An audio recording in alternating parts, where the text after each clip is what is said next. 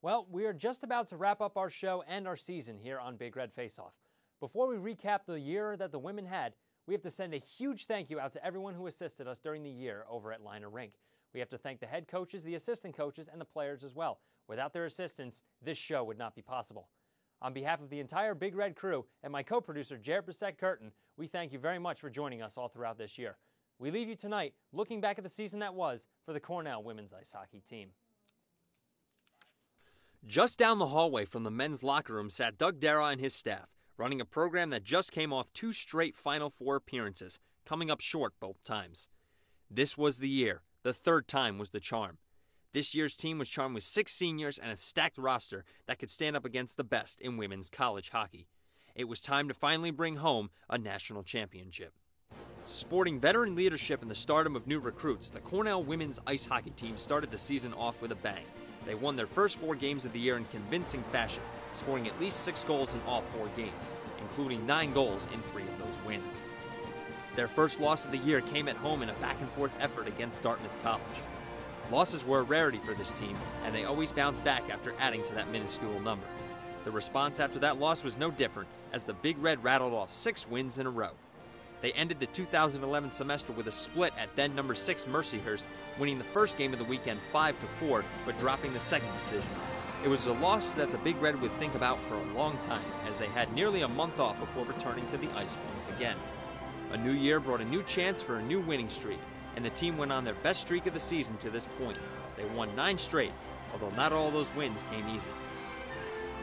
The team saw their 9-game winning streak snapped on January 28th at the hands of Clarkson, but it was just the team's 3rd loss of the season. Without starting goaltender Amanda Mazzotta at this point as well, the team never faltered, as backup Lauren Slobodnik stepped in and did a stellar job in Mazzotta's absence. As the month of February rolled around, the Big Red were ready to begin their push towards the playoffs. After sweeping Union and RPI in the first weekend of February, a showdown with number 5 Mercyhurst loomed at Liner Rink. The coaching staff had reworked the entire defensive scheme for this game, and it worked beautifully, as the Big Red won in convincing fashion 5-1.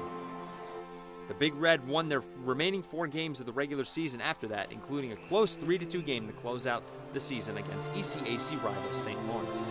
Overall, the Big Red finished the regular season with a 26-3 record. The seniors were honored for their accomplishments after the game. After all, this was the class that put the Big Red on the map, but their job was far from over. It was finally playoff time for this team, the moment they had been waiting for all year. The Big Red made quick work of the Brown Bears in the ECAC quarterfinals and proceeded to host the ECAC semifinals and finals. They defeated the Quinnipiac Bobcats in the ECAC semifinals and faced St. Lawrence once again in the finals. The Saints were one of the hottest teams in women's hockey at the time, having only lost 2 games since December, and both of those losses were to Cornell.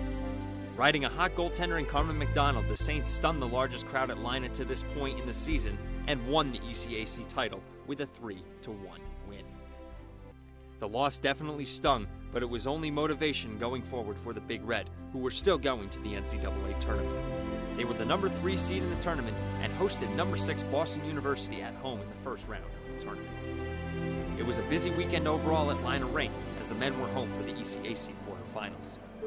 Any fans who decided to come out to Liner Rink saw a game that they will never forget on that March afternoon.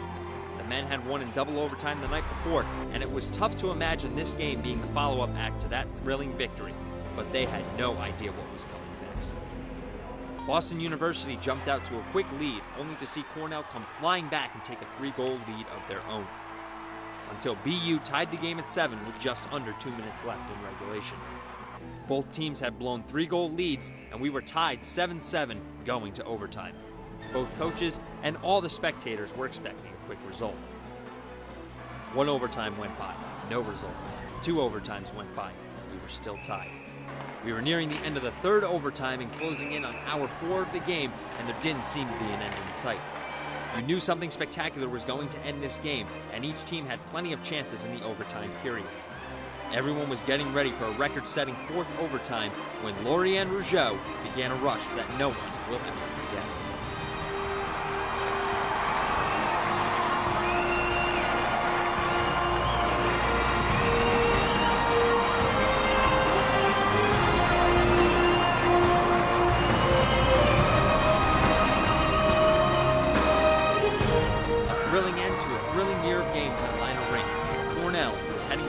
Frozen Four for the third straight year.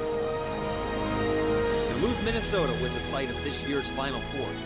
The three other teams joining the Big Red were Minnesota, Boston College, and Wisconsin.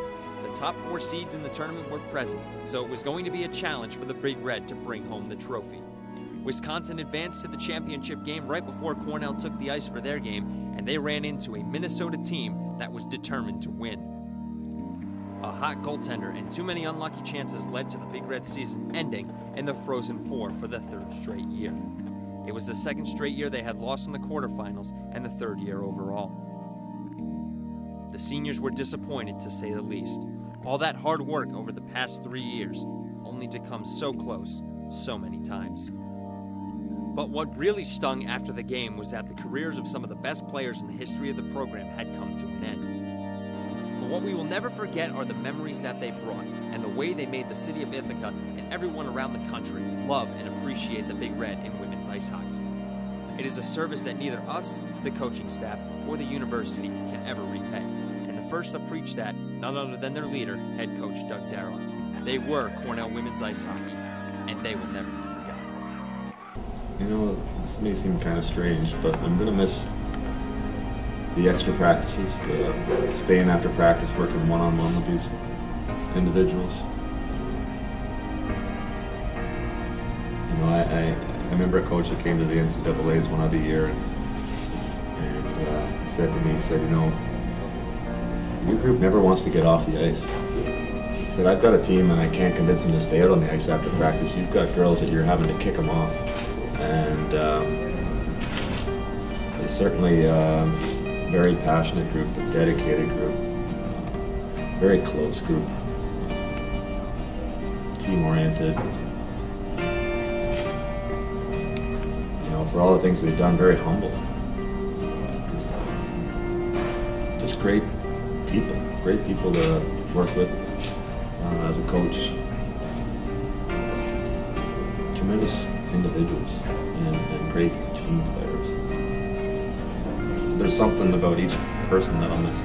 You know, with some of them it's just their smile when you come in the dressing room. Some it's them kidding around with you after practice. Some of them it's you know. But as a coach, you know, you hear the horror stories of coaches and things that they have to deal with. I have never had a problem with this senior class.